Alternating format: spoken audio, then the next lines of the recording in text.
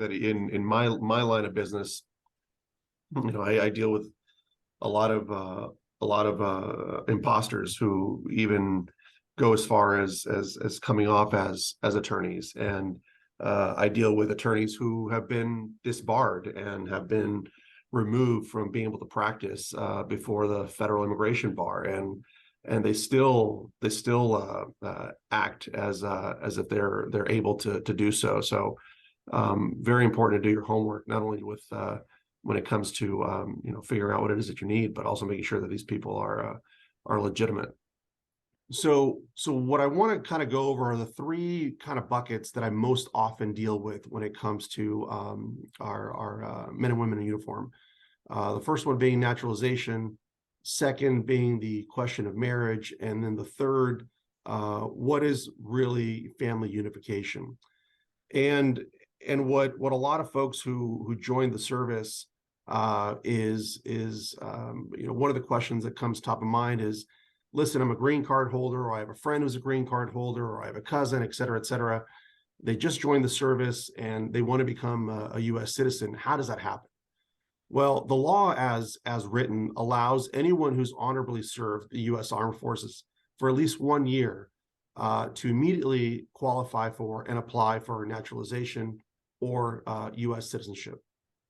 It's not a very complicated process, but for anyone who's ever transitioned from LPR or legal permanent resident status, which is green card holders, to becoming a USC or a U.S. citizen, it's very significant. And I always encourage anyone who has brothers in arms, sisters in arms, distant relatives, cousins, if you have the option, do it. One of the sacred responsibilities and rights of citizenship is the right to vote. And so many men and women have put everything on the line, have been in the crossfire, have sacrificed their lives, and never had the opportunity to vote. And so I can't encourage this enough. And of course, as Mike said, always happy to talk to anyone that you may know who just even needs a little brief consultation on what it takes and certainly what it means. We would be happy to do so. The other area where we find ourselves communicating often with men and women in uniform is when they're stationed abroad and they fall in love with someone. And in those cases, usually the questions that I get is, I really love them. Should I marry them now and then bring them back? Or should I bring them over now and then marry them? Well, it used to be a pretty quick and easy answer. And the answer was usually, well, let's file a fiance visa. It's known as a K-1. Let's file a fiance visa because you can get them you can get them approved rather quickly, and then you can bring them to the United States. The only caveat is that you're supposed to marry them within 90 days of arrival in the United States. Well, the problem is that when you're talking about the backlog that exists today, you compare it to what's known as an I-130. The I-130 is your typical family petition. If you are a U.S. citizen and you want to petition for your nuclear family, which consists of your spouse, your minor children, or your parents, the wait right now ranges, depending on where in the country you're filing the petition, from anywhere from 10 to 18 months. The K-1 used to get approved within 3 to 6 months. Now the K-1 is taking 15 months. So it's really kind of a crapshoot in terms of which one is faster. But again, this is one of those buckets that often gets directed toward us, and we help a lot of families kind of figure out what it is that they want to do. And then the final bucket is just the general family unification. I mentioned to you the phrase nuclear family, and this is something that both the Immigration Service as well as Congress, grapples with quite a bit. And the nuclear family does consist of, as defined by Congress, as your spouse, your minor children under 21, and your parents. Your nuclear family, for the purposes of immediate immigration, does not include your siblings. or your children who are 21 and older. And so those individuals will have to wait in a backlog that can take years. It can take 7, 15, 20 years, depending on what country you're from. But your nuclear family, spouses, minor children, and parents, there's no backlog, there's no line. It's just a matter of the procedural and the physical backlog of petitions that have been filed that takes the time of 10 to 18 months.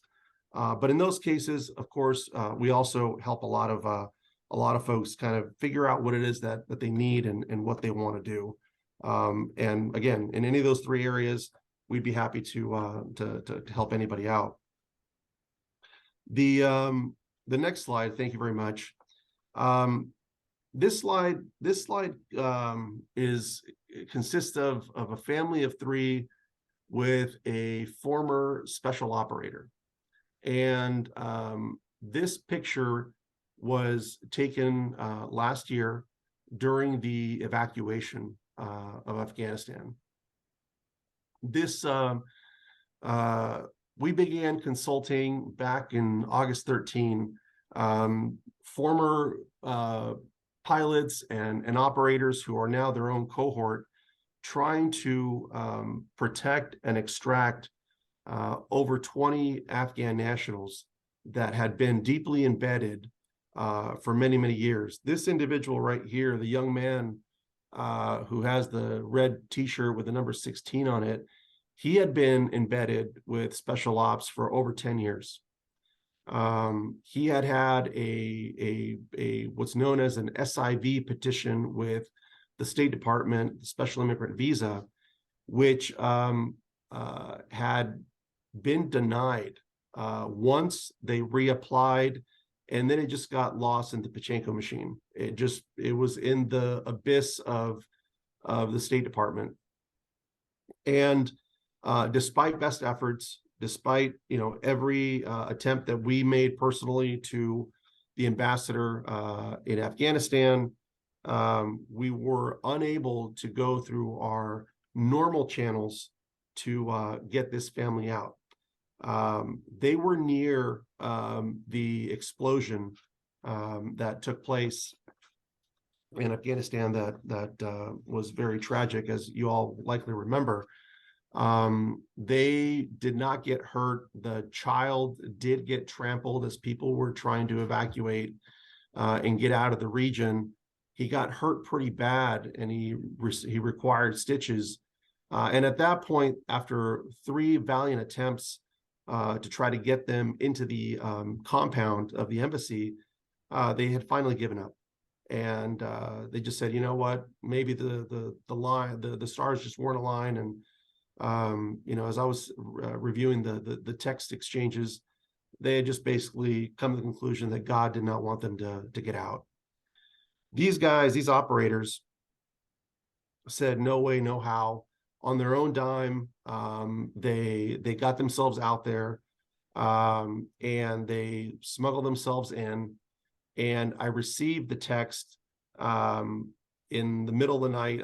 I don't recall if it was 2, 3 in the morning, but it was one of those moments where just the exhaustion, the knowledge that everything was on the line, and the emotions were running so high that I just burst into tears, because the only thing that he sent us was this picture, and he said, "We fucking got them." And the next day, they were en route to the United States, and now they're supported by the vets, and they're living and working in down in Durham, North Carolina. And it's just representative of one of the things that we've done. I could show you images of other families that we've helped, but the long and the short of it is, we are actively supporting 6 families that are all over the map. Some of them are still in Afghanistan. Some of them are in Pakistan. We've been raising money to help support them. We also managed to help extract, I want to say it was another a family of 11, another 3 families, about 36 people total, who, because of the courage of the Mexican government, which, as you guys know, had no dog in the fight, was willing to provide protection to these Afghan nationals and receive them, working their diplomatic channels with Pakistan, are engaging Pakistani security forces to go in and get these 36 some odd people. We actually managed to get them into Mexico City, where they have resettled, and some of them are still in Mexico City. Some of them are living in Monterrey, Mexico. But the Mexican government, coupled with the International Rescue Committee, has helped us in receiving these families.